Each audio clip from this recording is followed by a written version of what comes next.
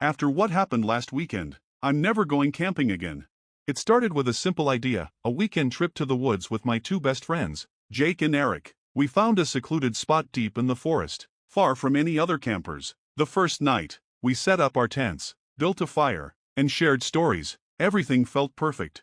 That night, I woke up to the sound of rustling leaves. At first, I thought it was just an animal, but then I heard a whisper. It was faint, almost like the wind, but unmistakably human. I unzipped my tent and looked around. Nothing. I told myself it was just my imagination and went back to sleep.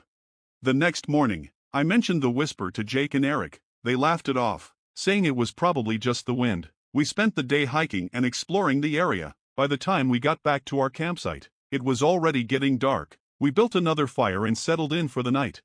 Around midnight, the whispering started again. This time, it was louder and clearer. I could hear words, but they didn't make any sense. Follow the light, it said. I got out of my tent again, but there was nothing unusual, just the dark forest and the faint glow of our dying fire.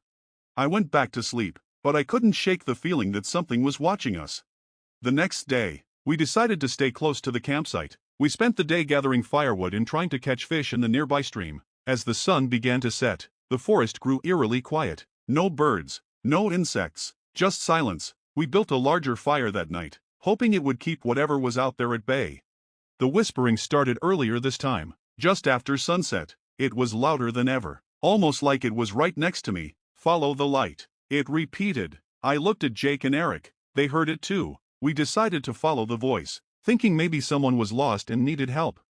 We grabbed our flashlights and started walking in the direction we thought the whispers were coming from. The forest was dense, and it was hard to see more than a few feet ahead. The whispers grew louder and more urgent. Follow the light, they kept saying.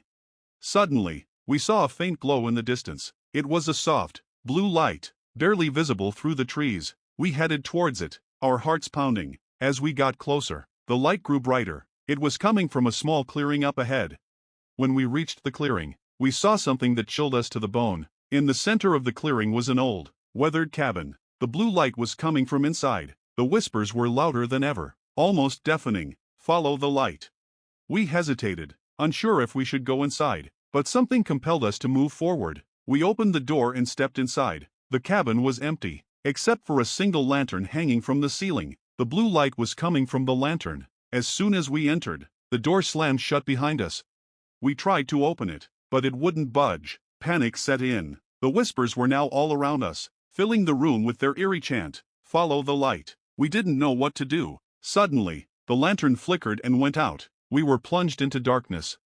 In the darkness, I felt something cold and clammy brush against my arm. I screamed and tried to find the door. Finally, I managed to open it, and we stumbled out into the clearing. The blue light was gone, and the whispers had stopped. We ran back to our campsite, packed up our things, and left as quickly as we could. We never spoke about what happened that night. We just wanted to forget. But I know I'll never forget those whispers or the terror I felt in that cabin. I'm never going camping again.